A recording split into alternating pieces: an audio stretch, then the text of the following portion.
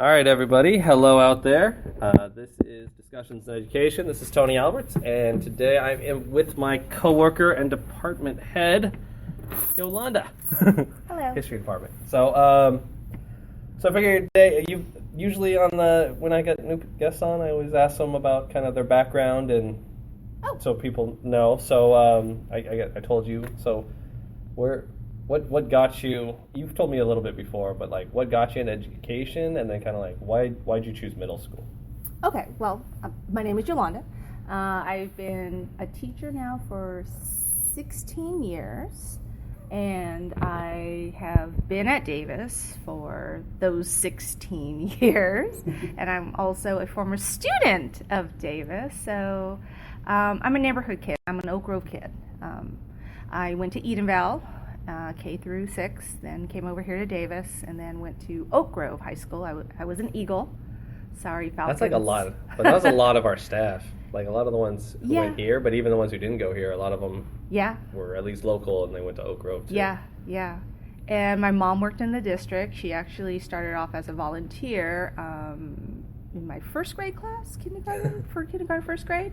And then eventually she got hired because they were looking for bilingual aides. Oh, nice. So she just kind of fell into it. Was she an IA, or was she just She was an IA, Okay. and then she did translation. She also did the testing. Oh, nice. That they always Oh, did. like the CELT testing? CELT testing in the fall and in the spring and in the summer. Sorry, a couple terms. So IA is an instructional aid. It's like a secondary teacher in the classroom who's not certificated. And then the CELT test is the test that districts in California give to their English learners to see what level they're at and whether they can be moved out of English language learner improvement programs. That's for people listening who, sorry. Not sure. Yeah. Okay. Yeah. So that's how it just started. And then how I entered into teaching was, again, kind of by accident. I just finished up at San Jose State, and I was actually going to go into law, where for a moment, I thought of being a lawyer, but then I thought, I like the investigation work, that side of it, cool. going to interview people. And I did that as like a side, like internship for a moment. And then my aunt and my uncle, she's a doctor, and then she says, well, I kind of need someone to help me over the summer. Do you think you could kind of be like a office manager for me? Because she was heading off to D.C. for a couple of things, and then my uncle, who's a professor at the University of the Pacific, he got in my ear, and he said, you know what, you should come see me in one of my classes and see if, what you think. A terrible drug dealer. Yeah. The first visit is free. Yeah, exactly. So to make a long story short, I thought about, teaching, because I saw what my uncle did. I saw the enthusiasm of, again, college age students, which is much different from our middle school kids. But, I thought, this is interesting. And again, when I was a history major, most people said, you're going to be a teacher, I was like, no, you can do other things besides teach. So anyway, I looked at the program at San Jose State, saw that they had something, the admissions were coming up. So I was like, well, just throw my hat in the ring and see where it takes me. It won't hurt to get a credential. Because at the time, this was, 97, 98. So that was the big, retirees now, and we were losing so many teachers. A lot of those baby boomers, the first row. Yeah, exactly. So I thought, well, if it's not a go, then I always have other options. Yeah. I have things I can do. So I needed to do you always have to do your internship, your hours. So I said, well, let me check out my local schools around here, because I was still living at home. And so I decided, well, let me go to the middle school first. That's where I started, because the next would have been Edenvale, Stipe, and Christopher. And my mom at the time was at Christopher, so she says, well, go check out Davis, but if not, I know over here at Christopher they would love to have any kind of help. Yeah. And they would love to help you, because at the time, Oak Grove was, kind of advertising, like, if you join us, we'll help pay for your tuition, or we'll help pay back a loan. If you agree to work with us, we'll make it worth your while. So I kind of came at the right time, I think. Yeah, I did not get that offer. No, that was many, many years ago. I did say 97, 98. Yeah, jeez. But yeah, because this is you're going, are you going to go to the dinner? No. Okay. But this is your 15th year? 15th. Yeah. So. They recognize it's 15th. I guess that first year didn't count. I have to go back and look at my contract. Because it's your intern year. Yeah, I think so. Yeah, it doesn't count. Okay. So then why did you end up sticking with middle school? What about middle school kind of like caught you? Well, as I was interning here, the principal at the time, Gary Francis, said, I think I have a perfect match for you, someone who would be willing to mentor you. And I was like, okay, no pressure, but that sounds great. So he introduced me to Margaret Starks, who she is an Oak Grove veteran. I believe she was in the district for 25 years. Yeah. She started off at elementary at a private school. Then she took some time off to have her daughters. And then once her daughters, I think, got into first grade, she went back to teaching. And she started at elementary, and then she herself at middle school. So she's the one I got paired with. And so she taught PE and social studies. So it was interesting because we would have to go back and forth. Yeah. So I would just follow her. And then she's the one that encouraged me to start subbing. Okay. To really find out, what it would be like to be in the classroom. And so that was encouraging. And then at San Jose State, I had a professor, and I forget his name, and I feel so terrible. I could see his face, but I forgot his name. But he suggested to me, because a lot of our group wanted high school, because I went in first for the single subject. Yeah. And so he said, why don't you take a look at middle school? I heard you're interning at a middle school. Why don't you see this other alternative middle school / high school program that we have? So I was like, okay, well, what is it? Well, it's called the Foundry. It's still here in San Jose. Okay. It's over off the Alameda near SAP Center now, the Shark Tank. It's kind of tucked back in there. It's in the, the Luther School? Okay, district? yeah. Oh, yeah. Luther Burbank? Yes, that's it. The really tiny one. I think it's one school. I think that's... Yeah, but it's called the Foundry. And so the kids that are there were basically middle school age through high school. And so is that was it 6 or 7? 7, 12? 7. Or 6? Okay, 7, 12. So the kids that were there, and it was a very small group. These were the kids that were on probation, kids that were in alcohol and drug treatment. Some were already parents. Yeah. But this was like their last chance. So the judge basically said, look, you're going to go through this program. You're still on probation. You still have to have drug tests. You still have to meet with your counselor and your advocate and, just all these people. But you don't have to be in prison. But you don't have to go to the ranch, the youth camp, the youth authority. Yeah. So that was a real eye-opener. So there was a group of us from San Jose State who went there. There was about 7 of us. 2 of us made it all the way through. The others just couldn't handle it. Just could not deal with it. So rough.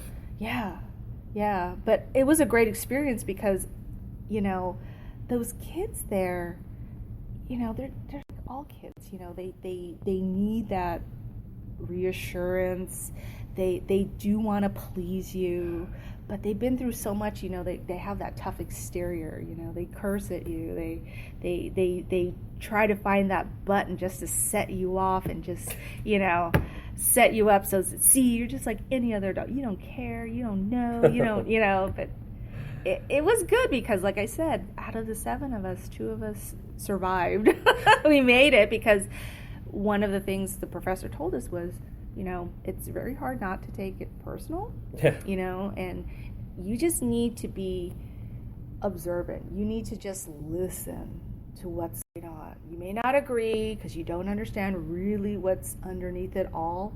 not only with the kids, but with the staff there, because there were some things I saw and I went, oh, can they do that? Like, is that legal? You know, to me it was kind of questionable, but in the long run, it wasn't done out of malice or, you know, to harm them. It was like, you talk about tough love, that was tough love. Yeah. And at the end of that, you know, it was an eye-opener. Yeah. It really was. I mean, that's a hard balance. Like, because, you know, and then one of the things that's hard for me is, like, you know, in this job, like, especially, like, middle school, and especially these kids sometimes, and you and I both know, there's that time where you're like, if I was allowed to swear right now, I think it would have a significantly much more meaningful impact on, like, the kids. But obviously an outside observer would be like, oh my God, this adult is swearing at these kids. And it's like, but you don't understand, like, where these kids are at. Like, this isn't us swearing at them. This is us using their language to communicate. Because, I mean, all of our kids swear. Yeah. All the time. I mean, I catch myself, I'll say certain things. Yeah, I get to that line where I'm like, was it?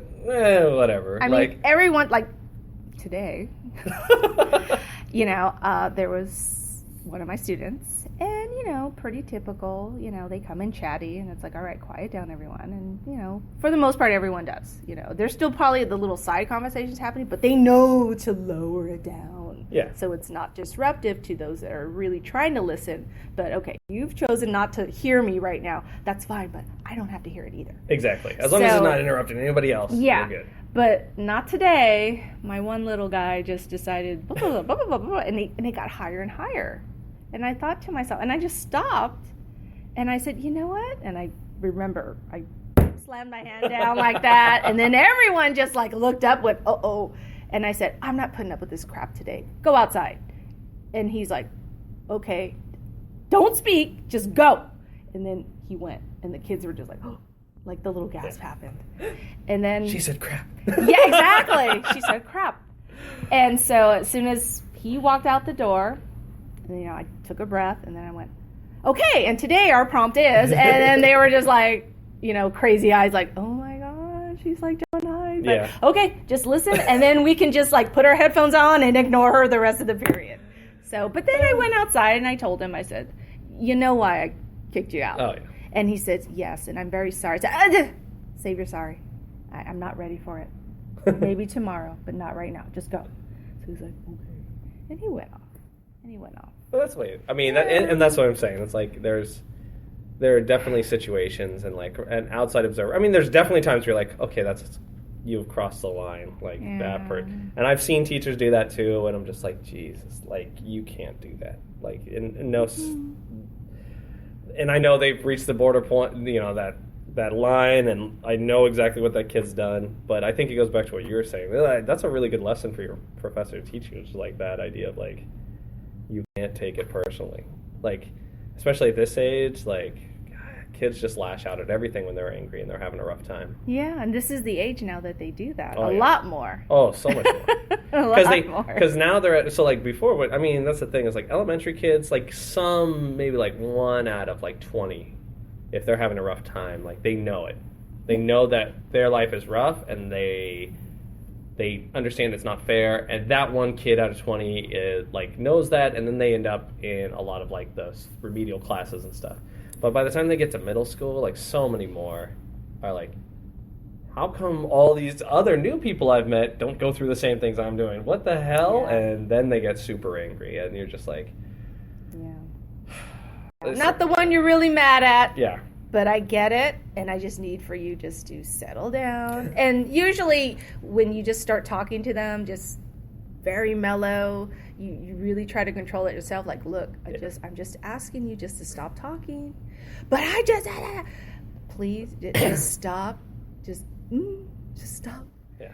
You know, it usually goes one or two ways. Most of the time for me, see that de-escalates. It de-escalates the situation.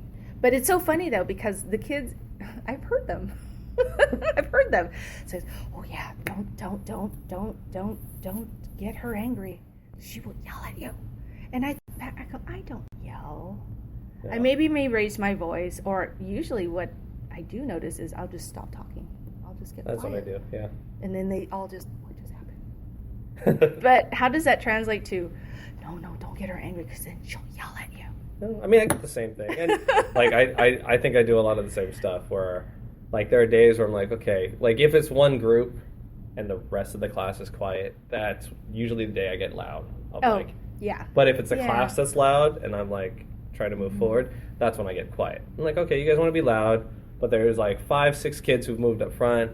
I'm going to teach these kids. If everybody else wants to pay attention, you can.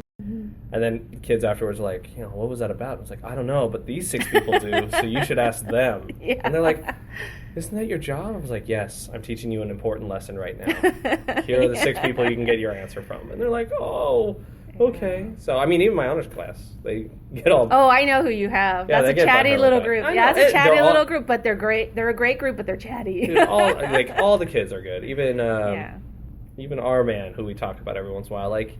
Oh!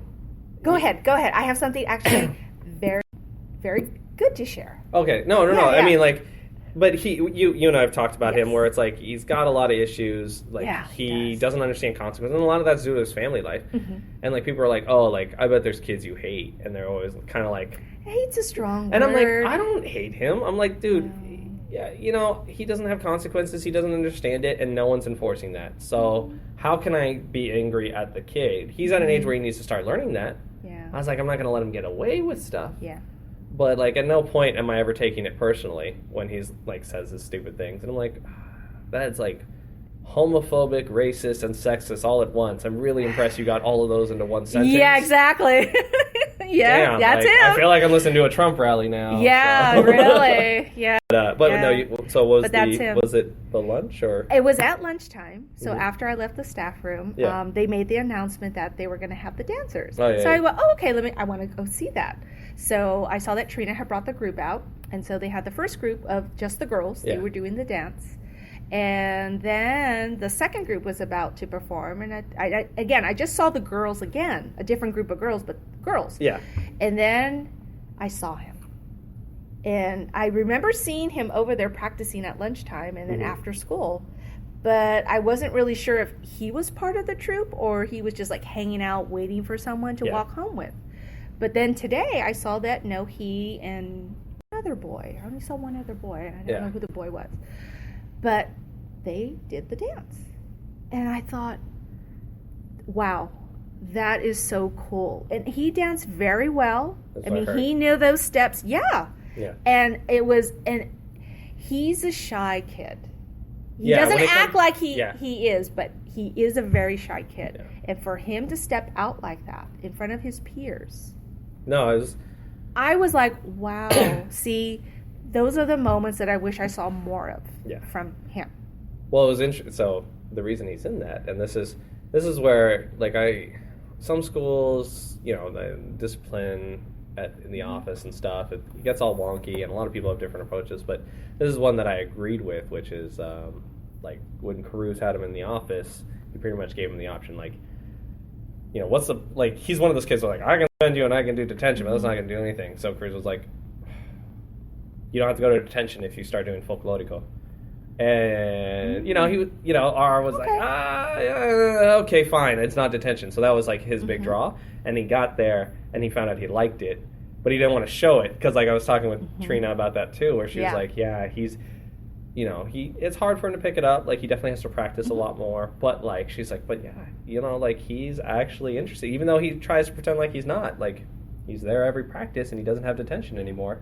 So, I mean, I was like, that was a good choice. That was a good choice, and probably the fact that, he was probably the ratio of female male ratio was in his favor.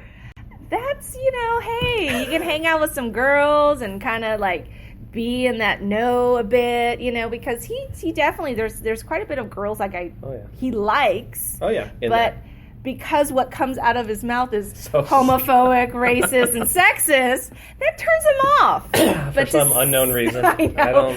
But to see him in that light, that group of girls is probably now looking at him going, wow, that's good of you. That was very brave of you. Or, I just thanks need you for to doing never that. talk. Yeah. Just don't open that mouth. Only to say yes, or you look nice today, good morning, Yeah. Simple. The other day, and here's how much I know his family has affected him, which is, and this is hilarious because he was trying to give me a compliment the other day. He's like, oh, he was just asking about my day, and he's like, oh, how, like, what did you and your vieja do the other night? I was like, yeah, that's him. I was like, what? And like another kid was there. He's like, you can't say, dude. And he's like, what? That's what my dad calls my mom all the time. And I was like, okay, man, listen. That is so disrespectful. And that's his only world, though. Exactly. And we get that. That's all he's been exposed to. For non-Spanish speakers, that's old woman, essentially. My old lady. Yeah, your old lady. My like, old lady. what did you and your old lady do last night? I'm like, listen, like, you're a 13-year-old kid. You can't call my, 31-year-old wife an old lady. Like, we're gonna have some problems. Yeah. But no, yeah. So I don't know. That kid's hilarious. Yeah. But today seeing him in that capacity, I was like, oh, there's hope. There is. I mean, that's the There's thing. hope. And I think, Yeah. I mean, I mentioned this in previous podcasts, but I think for me, what got me into, because like for you, it sounds like a lot of people are like, they sensed your personality and they're like, this is the area for you. And it seemed like a lot of them were trying to goad you there. And I didn't really get that, but like I had my student teaching, because I student taught, did the middle school first. And I really liked it. Like, the kids were cool, and it was in Watsonville. And oh, you were in Watsonville? yeah. Okay. It was Cesar Chavez Middle School in Watsonville.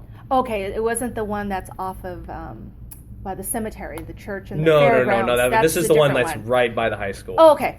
So yeah, I student taught there, and I liked my student teacher, but like I saw things that I was like, is that the best way to approach it with these kids? That's fine. And like I had a really good approach with those. We got along. But then I went to the high school, and I had freshmen and seniors, so I kind of had like the double, like, okay, this is who it is. And I remember talking with my seniors, and I was like, I gotta ask, like, I keep hearing how important middle school is. Like, how was it for you? And a lot of them, like, yeah, that's kind of where I decided, like, that's where my friends started dropping out my freshman or sophomore year, and other ones were like, that's where I decided I wanted to graduate high school. And I was like, okay. So I think that's where, if I want to do something good, like, middle school is like the first real point of contact of like, hey, get your act together. Yeah, I've always heard that, and it's true. Oh yeah, we're like that last line of defense. Either a kid's gonna go forward, and turn it around, or it's already been decided. Yeah. And at this point, they're not. Yeah, I'm sure you've had a couple stories like of both, right? Yeah. Of like the kids who go on and they're like totally changed and are amazing in high school, and the kids who just are like, nope. Yeah, whatever happened to so and so? Well, it's like, oh wow, okay. I hoped not, but okay. Such a big, it's disappointing. It's sad. It really is. Yeah. All right, so okay. No, I know. No more depression. No. I mean, this is what we do. We talk about random stuff. So I know did you have a chance? I know you looked at some of the standards. The new. Yeah, framework. kind of. I know we're getting a new one. We get to do Middle Ages India now, so they're I guess it's thematic in 6th grade, right? Yeah. Well, it's in 6th grade. You study ancient India, the Mughal Empire, if I'm saying that correctly. Mughal. Mogul. I remember pronouncing it. I know Mughal, but I think it's Mughal. Yeah, I think so. Yeah, and now it's going to be integrated into our standards. So now I'm thinking, okay, well, I need to know a bit more now about India. I mean, I know about ancient India, but anything past that, I'm like, whew, I'm not sure of. So I'm going to have to do a class on that. Or I'll figure it out. That's going to be interesting. Yeah.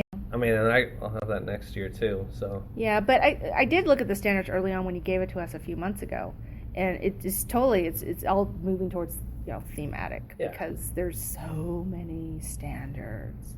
Like this year, I'm just getting out of bubonic plague, and by this time last year, I had already hit West Africa, Silk Road, and the Indian Ocean trade routes, China, and then right now I should already be in the Americas.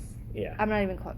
Ugh. So I'm going to wrap up bubonic plague. The kids have an essay. Yeah. And then next week I will just start with the Americas. Yeah, and end the year with it. And yeah, I'm still going to get the other few, like Japan. Hello. I have not done Japan in the last 2 years, and I feel bad. I really do, because I love Japan. But then I would drop China for a while. Yeah. And, But then with a lot of our kids, they've got a Vietnamese and Chinese background, and you're like, okay, now am I? And now we're going to talk about Japan. Sensitive? Yeah. Exactly. I'm like, I know Brett and I were talking, and I was just like, I think the last real history I'm teaching is the Bill of Rights. Like, I haven't even got through, and I'm like, it's because I think he's in the same boat, too. I think he's still, like, in government, he finished Bill of Rights last week. Oh, so this week he's starting, sorry, we were talking about it, he's going to do, the presidents up to Lincoln. Okay. Just a quick, here are the presidents, and then he's doing, westward expansion, and then he's he wants to do the Civil War aspect, and I'm like, I can't. We have 5 weeks, right? Well, I mean, it's even worse for us, because, so we have, I know. we have our Mars Colony project, so essentially for curriculum we have this week, which is one more day, and tomorrow, we don't even get the tomorrow, because it's an advisory, so we have all next week. The week after that whole week we're going to do an advisory. We have a block next week, too, so that could help, too. That might help catch up, but even then, the week after that whole week, we're not going to do any standard content classes. We're doing all the Mars Colony project. And then the week after that... It's shortened. Yes. 4 days. It's shortened, but it's not only shortened, but it's also the week where we're going to be grading a bunch of stuff, and the grades are due that Friday. That's right, because you're 8th grade. That's graders. Right. For those of you, 8th grade always has to turn in their grades earlier than 7th grade. Yeah, yeah. Because they graduate. And so they need their grades to know whether they're graduating. We need to change that. It shouldn't be graduation. Only high schoolers really graduate. It should be just promotion. I've talked about that before. Because, you'll see, I've seen kindergarten graduations. What the hell? No. I'm sorry. I'm going to offend people right now. No, that's ridiculous. I know. It's just ridiculous. But see, and so this is how it was, and this was such a depressing reason. How it was explained to me was that, some of these kids aren't going to graduate from high school, so this might be their only graduation. And I was like, wow. Well, not here. I haven't heard that one here, but I've heard that in other schools, and I'm like, oh, hell no. Your expectations are low, aren't they? Yeah. What happened to these high, every child succeeding? No, I mean, a promotion and a party, I feel like having more of an awards banquet at the end of 8th grade year and saying hey, here you go. Well, here's a bit of little Davis lore history.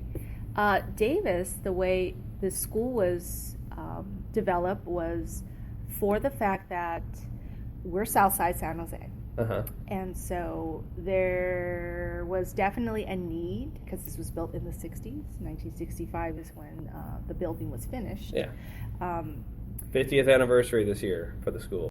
Last year, sort of. Last November. That's under debate. So anyway, yeah. Yeah. So the way the school was laid out, as you can well see, that there was a lot of these larger shop classes. Yeah. Designed for, electives based. For some reason, we need those. So the thing that started to happen here was that this was seen as the pilot middle school to fast track kids in this area who may not have finished high school, but at least they would learn a trade.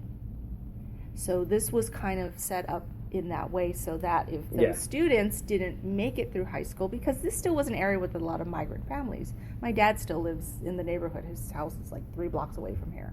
So he remembers, seeing the advertiser for the school and how, the principals would come out and actually reach out to the community and let them know what was going on.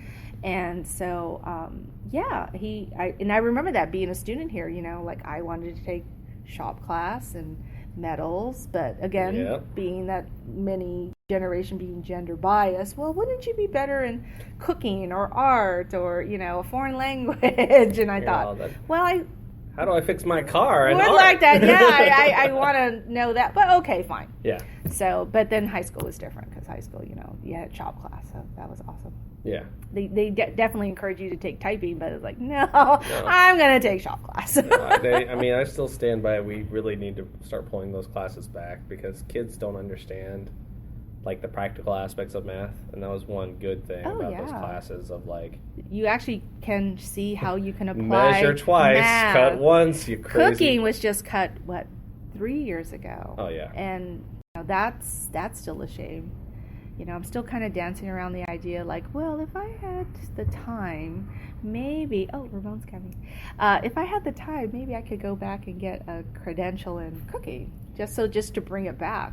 Well, unfortunately, I don't know if they have the specialized credential in cooking anymore. I think it's like in industrial technologies. Probably. And you get that.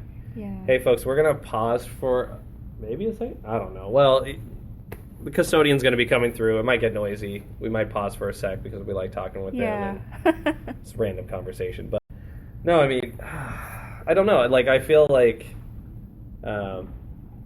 it's definitely one of those things in education where like the university is taking over in a very negative way.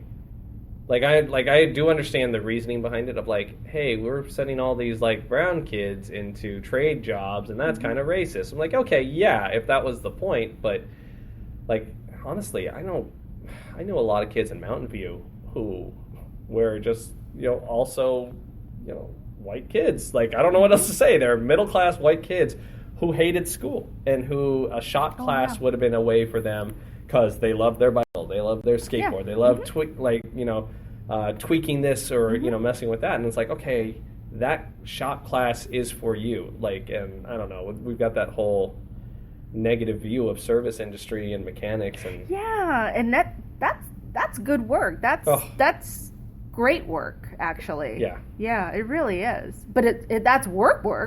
But that's something still also great. kids you should understand.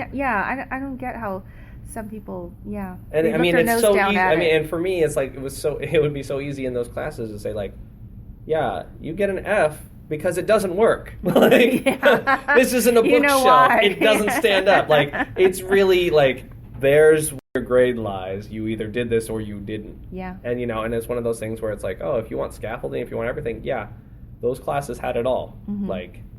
You're telling me a shopkeep teacher didn't walk around and help kids out? Like, you're crazy. No. That was like the one job where you couldn't sit on your butt and just do nothing. I remember the cooking teacher here, I won't say her name, but when she was here, she would tell me her little stories when she'd walk around and see what the kids were doing. Like, are you sure? Did you remember to grease that pan? Or do you recall what happened last time when you mixed up the baking soda with baking powder?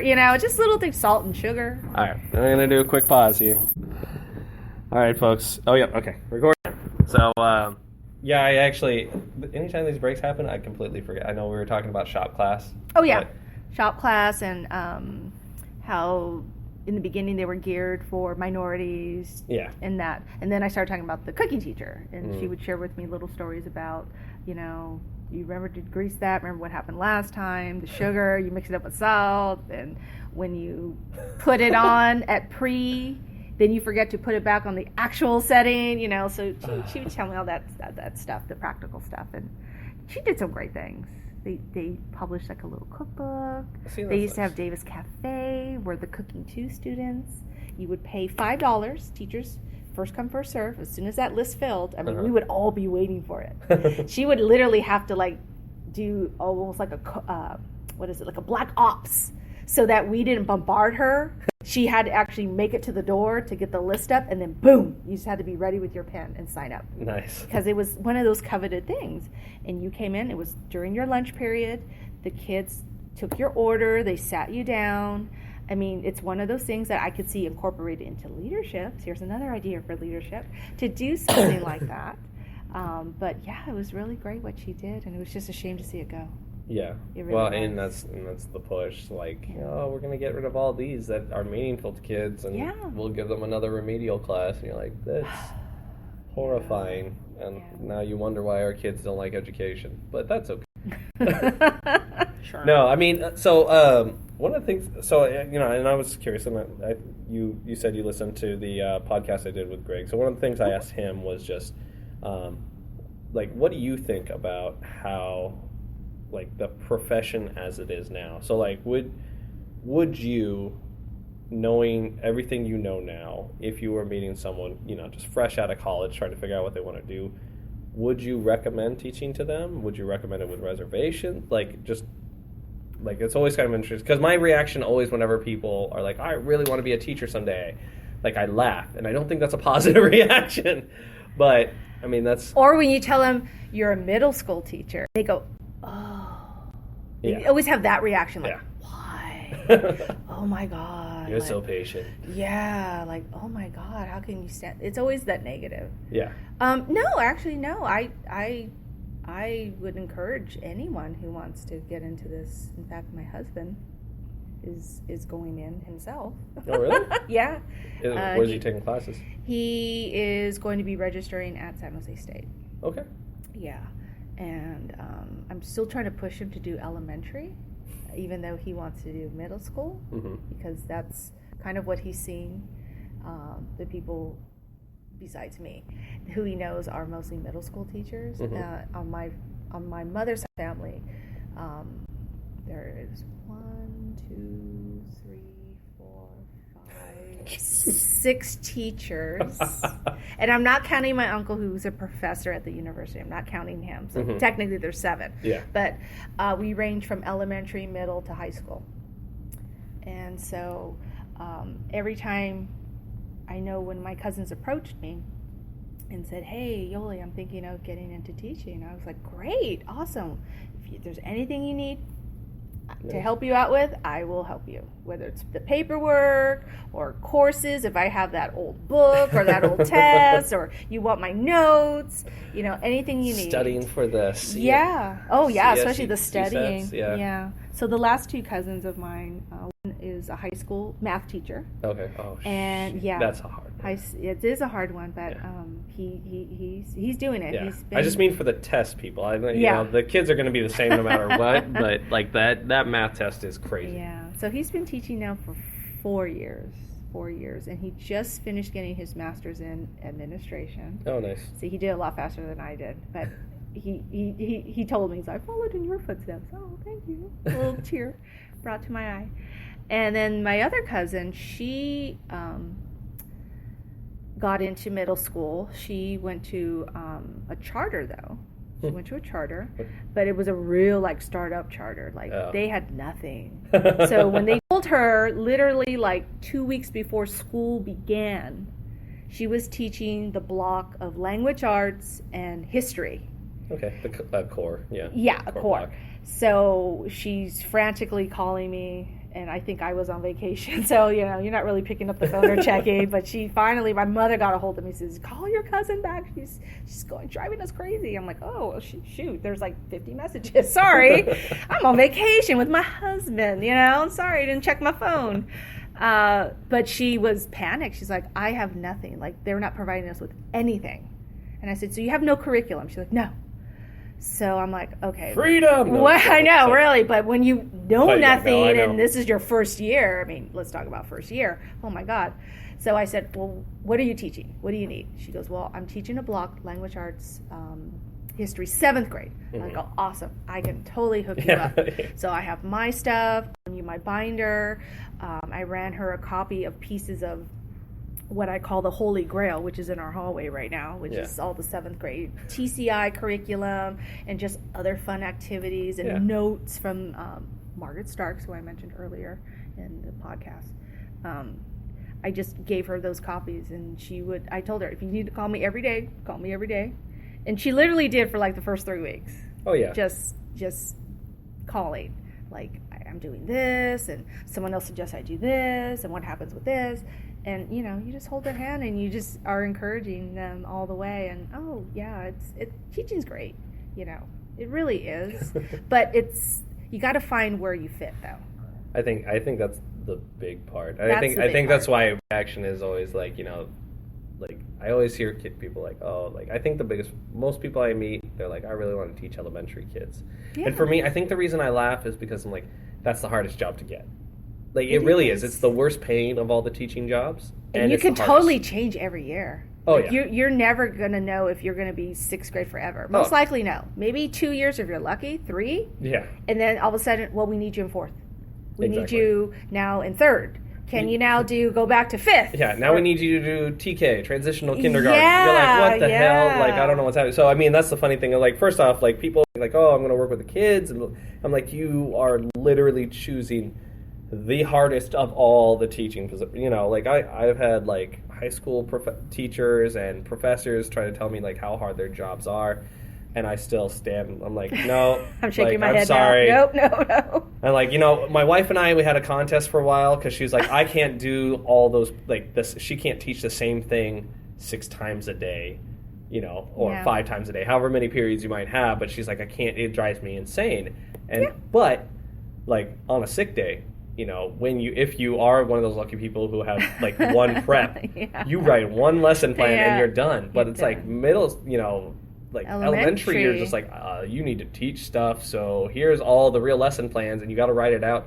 So whoever comes in as your sub, who might be a complete idiot, a complete idiot, like, or you get a retiree if you're lucky, and they come in, we're not going to follow this plan because I know what I'm doing, and that's even better too. But you know, well, I think it's hard. The best sub I ever got was it was in Mountain View. And I actually had to start specifically requesting not to have that as a sub. And I think I got around, like, everyone was requesting to not have this person as a sub because I literally came back from being sick one day and I said, okay, where did you guys get in science? Because at that point I was doing my science curriculum. And they said, well, I learned that my crystal is gold and that according to my horoscope, this. And I was like, What? I'm gonna need someone to explain to me what you just said because I want to kill someone right now. Someone was doing that in my science class, and then so like this person was like big on like extraterrestrial, like it was pseudoscience. So anytime she covered a class, it was like, and it didn't matter what class. Like she covered a friend's history class. They had the same stories. Like a math class. Oh, it was insane. It's like, you're not a sub then. There used to be a sub, this was years ago, who always talked about and brought pictures from his Hawaiian trip and his whole experience.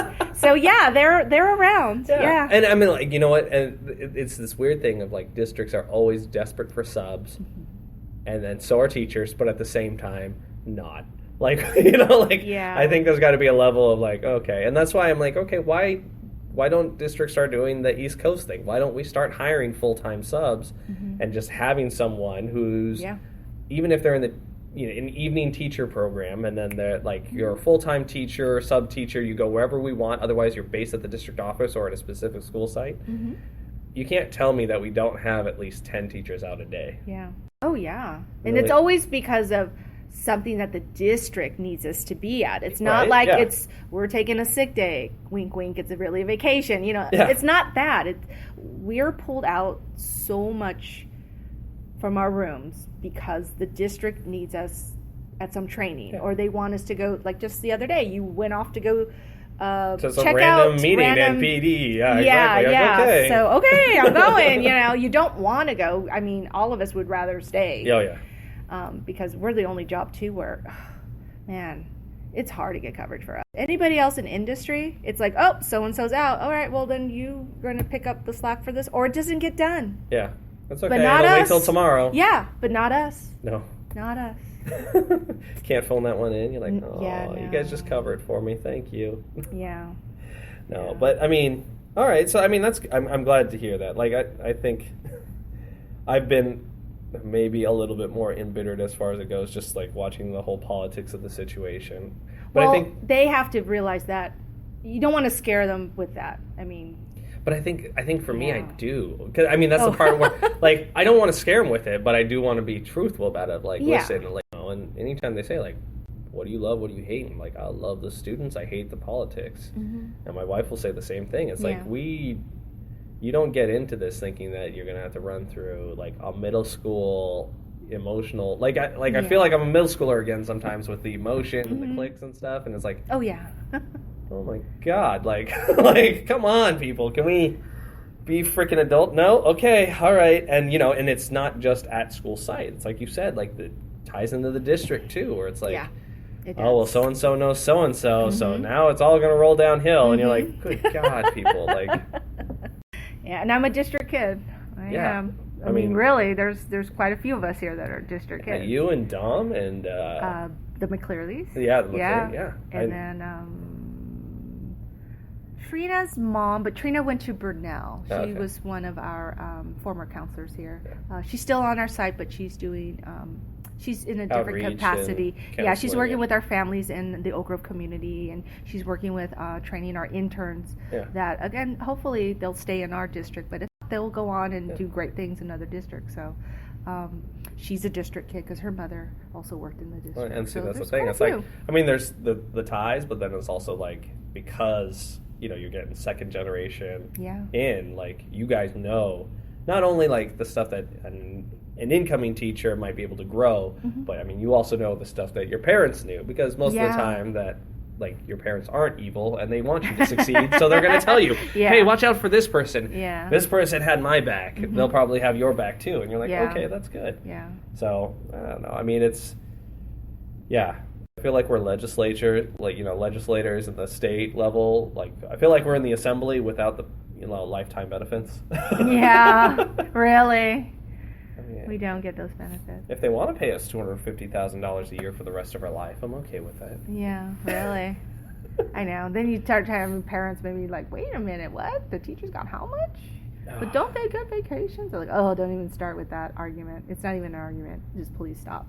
Yeah. No, I mean, anytime like I said, anytime a senator or a representative brings that up, I'm always like, we get vacations.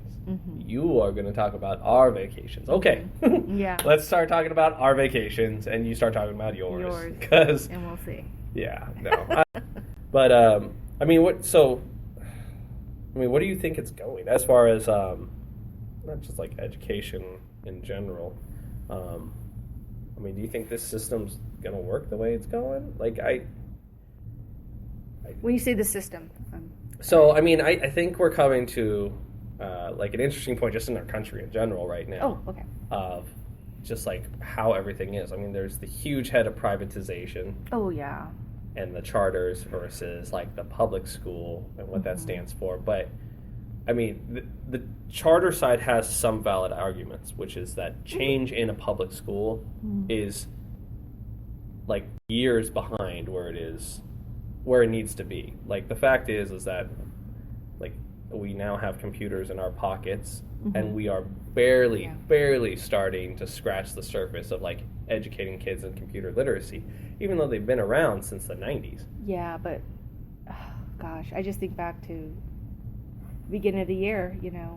We had to do, no, it wasn't the beginning of the year. We did a survey, and I had to explain to the kids. I had to write on the board and explain to them, because they would ask me simple things like, well, wait, is my phone a smartphone? I'm not sure. I know I have a cell phone, but what are they talking about in terms of this? Or wait, what's a desktop? Yeah. And I had to point out, I actually have a desktop. Yeah. This is the desktop. Oh, I thought that was a laptop. No, this is a laptop. Yeah. What you're taking the survey on is considered a laptop.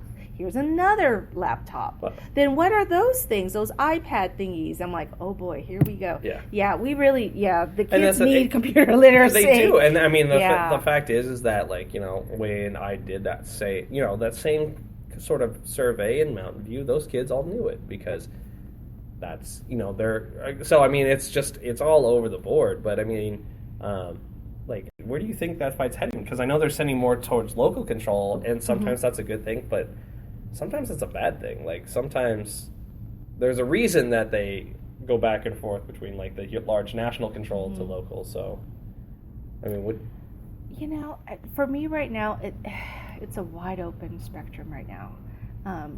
We're still going back and pulling in things that were good, that worked back then, and they still work now. They're out. What's the word I'm looking for? They're applicable. Applicable. Thank you. Applicable. And at the same time, you do your best to be sure that the kids do have exposure, that they that they get those devices in their hands, but also they need to know some of the basic skills like open a book and know to find where a glossary is and what our table of contents, because that stuff is still, I can still pull up stuff on my phone and it's all there. It just looks a little different. Mm-hmm. And they just need to kind of know that you need to be able to move in several worlds. I mean, we're global. Mm-hmm. I mean, you got to know how to communicate on every level. Yeah. Whether it's through writing, interpersonal connections, you just, gosh, how do you get that all in and teach your subject? Yeah. So right now for me, there's so much to cover. And that's the thing is, and then it's a question of, and this is what I mentioned a couple times, was like, how much of this history is necessary for them to understand these, if we're going thematic history, mm-hmm. do I need to teach every civilization?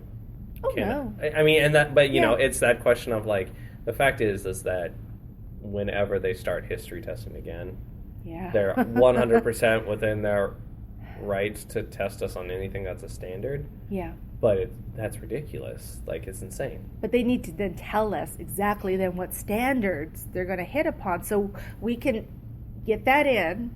Also, like what I'm trying to do this year is I've been trying to be more thematic. Mm-hmm. So that way I don't feel too bad about not hitting certain civilizations. Yeah. But I know I got it in somehow differently, and I covered it. But maybe I didn't cover it in the civilization that I maybe promised you I would, but I still covered it. Yeah. So I'm okay. You got the idea. I think if you asked me 4 years ago, I would be like, oh God, no, I have to follow this. And I was freaking out because we were still testing. Yeah. But then once the test went, I thought, whew, okay, we have a little bit more flexibility here. Oh, right.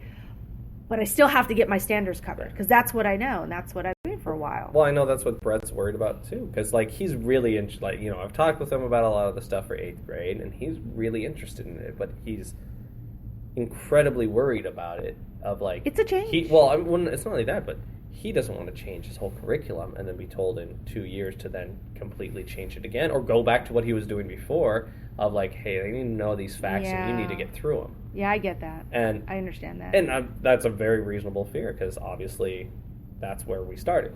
Like, and I can see people getting frustrated with history standards just being like, screw it. I think that's why this year I just tried to just go with, like I said, I had my calendar and I laid out, okay, what do I want to cover? Yeah. And then I just opened myself up to, okay, I have to incorporate using the Chrome more. I have to now start allowing the kids to use their devices. Yeah. I have to really allow appropriate times when, they really need to work together as a group now. And now there's other times, no, you just work by yourself, mm-hmm. Or your end product will be you, the individual. So whether that's through a presentation, just something. That's where I started making my tweaks. Yeah. And the unfortunate thing is, even though we're in the same department, and luckily we're not on the same team, he probably could have come in and observed me, just like I could go in and observe him now to give him some tips like, hey, I had this idea. Yeah. Here's what you could still cover and just make this change so you're not completely throwing out what you used to do, but maybe just make this small change. Yeah. And then it's just got to be small. I mean, and that's that's why I was mentioning to you before. I mean, since the school's moving to teams, and it's moved into teams, and it's solidly in teams, I apologize. After we were told we would be able to discuss it and choose our own teams, that went out the window about a year later. And that's well within admin rights. They, that's 100%. Like, they have the right to say how the school's going to be organized, but then don't promise us that we'll look back at it, and then you never do. Oh, yeah. I mean, that's fine. At least, I get it. Yeah, no, I agree. Or at least make very clear, like, this is why we're not looking back. Yeah. Like, okay. Yeah. All right. Fair just enough. Tell us that, That's cool. No, I mean, we've both been in private, non-academic settings, and it's been that way as well, too. Yeah. Where, but I mean, like, that idea of, like, pairing the 7th and 8th grade teams so they can start giving the feedback and suggesting ideas, and like if you're starting skills, then I could continue those skills as opposed to starting new to some extent. Because we can probably start having those conversations. I don't know if we could really put it to action for next year. Oh no, I think we need to give ourselves. That would be the thing of like talking with a partner team of like, hey, this is kind of what we're doing, and like shooting it around and then building ideas that way. Because I think that's part of why like our Mars Colony thing came to be, because we had those PBL days and we were all just sitting around and like talking during the training, and we're like, well, I've done something like this before. Oh, that sounds good. If we did it like this is how we could incorporate everybody, and we could do, oh, let's make it a big, like that's how it happened, of just having that time to sit and talk. And they don't trust teachers a lot of the time. I mean, I feel like this year, at least some of the COI days. Careful with that word, trust. Well, no, but I mean, like in districts in general, like there's that very much like, okay, what are you producing during this time? What do you create? And it's like, okay, but sometimes you don't have to produce something. Sometimes it's just sitting and talking. And I know that might not seem important, but it is, like that idea of like, hey. Well, it is, because they expect us to incorporate that with our kids. Yeah. And we see it firsthand, how great it is. Yeah. No, I mean, that's the thing. It's like, okay, well, you know, sometimes I'm going to tell the kids you have to have something produced by this day, and sometimes I'm going to say, you guys need to talk about this. Yeah. I'm going to walk around and like I'll listen to your conversations and stuff. Yeah. And that's well within their rights, but I'm just like, okay, like brainstorming time is important. And it's valuable. It's great, and it's great feedback for you. I think it empowers them. I think they feel like a sense of a buy-in. Yeah.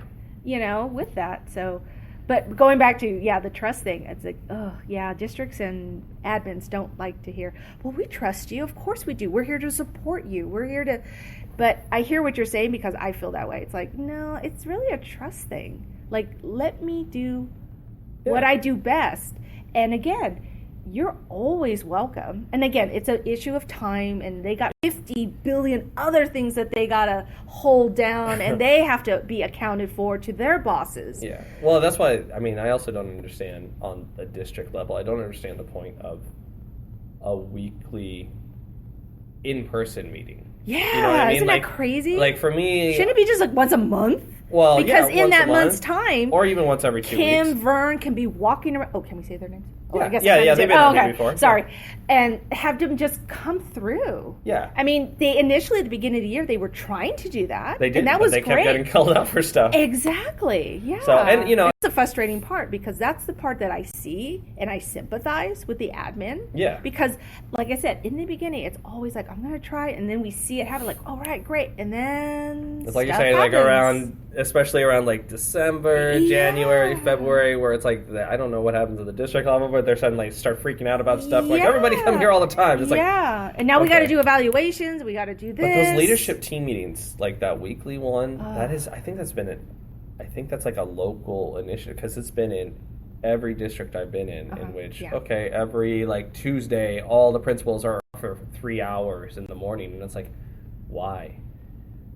First off, like, if you're getting weekly feedback on a school, that's not enough turnaround time to see any change. Like, if you're like, hey, I need you to implement these changes, now go.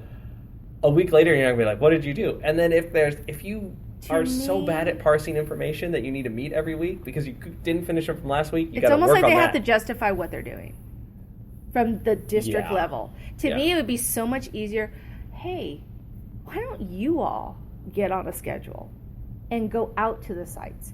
And then I just saw recently too, like they want more teachers in charge of this and teachers on special assignment for that and teachers for, it's like, wow, you're pulling out all these teachers to work at the DO level, but I'm thinking, why can't you board members, why can't you exec team, why can't you superintendent just come over and just, like you said, get on the iPad, have what you're going to be looking for on that day, make your reflection notes, then you would have something to build upon, have your questions ready, and then when you meet with these principals, it will be more beneficial, it'll be more meaningful. To me, it's like, it's just ridiculous that we meet every week, and we're going to meet for this many hours, and I mean, honestly, how many of those hours are they shooting the shit, I think? Well, before they get down to business. I mean, sorry. I guess it's shooting the shit or listening to the district talk about another presentation, or a presentation or like something.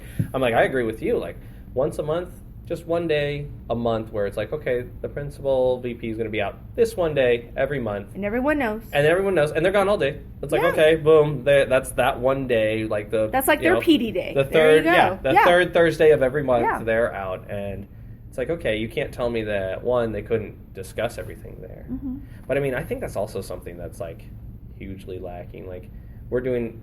I know they've started that initiative, like the tech training in this district. Yeah. And I love Kim and Vern to death, but like their tech level is like non-existent on like if you compare them to like Dom or I. Like I mean, obviously Dom is the tech mentor here, but even I still don't understand it because Vern and Kim are not going to come into the classroom to teach. They're not going to come in to implement it. We are. Yeah. We're the ones who need to go to this training and have our principals go then after we've been trained for a while to come in and observe and get the background knowledge. So then that way, when they evaluate us or just pop in just to see, hey, what's doing, they have that. Yeah. They're not the ones implementing it necessarily. It's us. Well, I think there should be admin-specific tech training. I mean, I think that's my problem is that I think there's a lot of things that, okay, like they can understand the implications in class because they've been to our trainings. They've seen our trainings. Oh, yeah, absolutely. And so, like, and they get it. And they've been so supportive. They're teachers, too. Yeah. So, I mean, that's their background. So they understand that aspect. But for me, there are so many things just on a larger organizational scale that can be slimmed down with technology on like meetings that don't have to occur, or simply if like, hey, like and this was an issue at my previous schools and every school I've been at so far, and it's a little better here, and then like it's not where it could be, which is like that idea of like, okay, we can't meet every week. And then, that the weekly email, like, yes, that's helpful. It has a calendar, but it's not the same as, like, how easy would it be for, like, a principal to do, like, a 5-minute video clip and post it somewhere for any of the staff to go and look at it and say, like, hey, I'm going to break down everything real quick here. This is a verbal explanation. Mm-hmm. If you don't understand, like, this and this way I can address some other issues. Why can't our superintendent and exec team just do that same thing, video conference with their principals, while the principals, get this, are at their own sites? Yeah. And then, hey, we send out the video on Monday, watch it by Friday. You've got the week. If you have any questions, you need to send it to us within that week. And then in 2 weeks, we'll meet again. Yeah. Like, I'll send out another video next week. We'll share the shared document, put your questions there, or any comment, anything, just put it on there. Yeah. But I think it's that we're stuck in a lot of, especially the higher-ups, and it's not necessarily on them, but since they tend to be older and they got into teaching a lot longer ago, they're still stuck in that pre-2000, like, I don't know this internet stuff. And it's like, well, everyone here has a laptop. They have no excuse. Like, we can all go on and look at it. If the expectation is what I'm hearing from you from the top, you need to kind of do it yourself, too. You really do. Yeah. And like I said, I mean, that's not... And I'm at no point am I saying like, oh, like Oak Grove is the only one. Like, constant in education. This is like, throughout. This is everywhere. Yeah, and I've seen new charter schools still deal with that issue, and I'm like, Jesus, like, come on, like the whole point of the charter is supposed to be you're on the top of everything. Like, maybe I think Summit does it well. I've heard, and then I know. Yeah, my nieces are in KIP. That's on the east side. See, I can't be doing KIP. They have like 12-hour days. Yeah, right? Oh yes. My God. My sister-in-law, they have to do their hours. But the girls have gotten a great experience, though. I will say that, like the field trips, the electronic devices, again, 1-to-1. So that stuff, I'm like, okay, that's awesome. Yeah. And they have so many support centers and just after-school activities. But again, it's teachers who are working there that they have to do it. That's part of your job being at a charter. You make this happen. Try to pull that here, Well, I mean, not only that, people would do it. They have a huge burnout rate. They do. KIP. They do. Come on, they now. do like, have a burnout KIP rate. has like a huge teacher turnover. Maybe your nieces are. They're now in high school, so only one is still in the KIP program. Yeah, but they were building a high school, I believe. Yeah, they were building a high school program. Yeah, and I think my niece right now, she's at James Lick, and the other one's about to graduate from James Lick. So, because they gave them that option, they said, "Hey, you can go to the KIP." And then my niece actually said, "I think I'm good. I'd rather just go to a regular public." She's at James Lick? She's at James Lick. Ooh, that's really? That's the one I'm by. I'm like, you're by it. Oh, sorry. okay. No, that's the one okay. I'm like we go to the farmer's market Sundays. Oh, yeah. Yeah, but no. I mean, that's like I've got a lot of torn emotions as far as like I think I like community-owned charters. The larger national charters I tend to have issues with. Yeah. Like, and I understand the purpose, and people, at least, and whatever the data points out that like they perform just as well as any public school. Yeah, like, but when you take a closer look at that data, it's like, okay, let's look at your population. And that's like, the thing. how about your special ed that's there? Oh, wait, you don't really have one. And if you do, well, no, what are your services that you're offering them? They're basically little to none. Yeah. What about your ELDs? What about them? Well, what about like your parents who work 2 jobs and can't come and support? Okay, so if there's no parent support, because I know that was a mandatory at KIP, is like you have to show up, you have to volunteer so many hours, a certain number of hours, and if you don't, then your kid's out. Yeah. And it's like, okay, but like so then you get the kid like, and if your kid's not trying at all, like I've had, especially when I was teaching Frank McKinley, we had several kids leave. Back 2 months later. Yeah. And it's like, oh, hey, how's it going? I was like, yeah, I knew you'd be back because you don't put the effort in. Your parents put the effort in for you. Yeah. But until you start doing it, you're not going to ever go to one of those. Yeah. And then, the rough part is that we feel it the worst in class. Because it's like, okay, now all those kids who are focused and dedicated, who would even out a population, who would help calm everything down. But at the same time, can I hold it against them? Can I hold it against the fact that, like, these brown families want to go here, whereas, like, the richer white families or richer Asian families can send their kids to a private school? Like, I can't hold it against the families. Oh, yeah, no. Even within our own district, most of our teachers here, they send their kids off to private school. Or they don't put them in our district. Yeah, Brandon, that's another thing. Brandon, if you can hear this, your ass is not going to private school. You will go to public school at either your mom's district or my district, wherever we're at. Yeah, that's the thing too. Yeah, like there's a few teachers that were at Davis who had their children not come to Davis. They just said, no, it's better you're at a different site, or like I said, they managed to scrap up the money and they're private school, and that's where they've sent them off to. It's only a few. For private schools, yeah. No, I understand. Yeah. I wouldn't have a problem with them coming to Davis. I'd be like, yeah, I would. I know the conflict of interest. I could never and would never be his teacher because I'd be like, oh. It was that, but also kind of like other kids knowing, like, oh, that's your mom or that's your dad. Oh my god. Oh, but I'm gonna make sure my kid knows Brazilian jiu-jitsu. Yeah. So yeah, that's my son. Go ahead and pick on him. Surprise him from behind. Yeah. I think that was the big reason why those teachers said, no, it's just better my kid just goes somewhere else in the district and I'll just be here. That way they can have like their own life. Yeah. And I have my life here. And I mean, it's also good. Like I could understand elementary maybe getting away with it, where it's like not as big of a deal. Yeah, exactly. Yeah. And even high school, it's like, I don't even know yet. Your dad works here. What's he doing? It's like, but middle school, where like so many people are like, oh, like especially kids, like when they're that age, they, I mean, maybe they love their parents, but they also kind of hate their parents. They're like, oh, I always open my business. I don't know. What's up with your mom today? Like today in math, what you do at home? They don't want to hear that conversation. I wouldn't want to hear that conversation. What's your dad failing me again? Yeah. Well, don't ask me. Yeah. My dad's making me do like 10 chores tonight, when I get home. Dad says you don't do any work, so stop being so lazy. And then he swore a lot, but I'm not allowed to tell you those words. Yeah. No, but I don't know. I mean, I think I'm worried about education. Oh. I am. I don't know. Especially like in this area, like I don't think our kids are going to be able to learn much longer.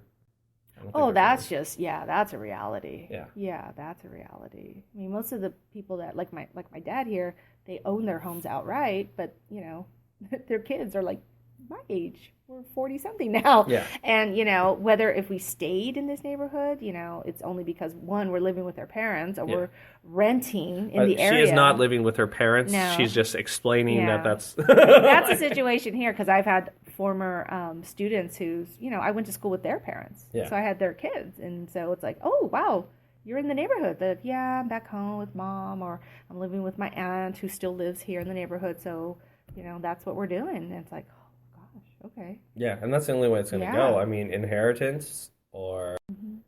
I'm like honestly, like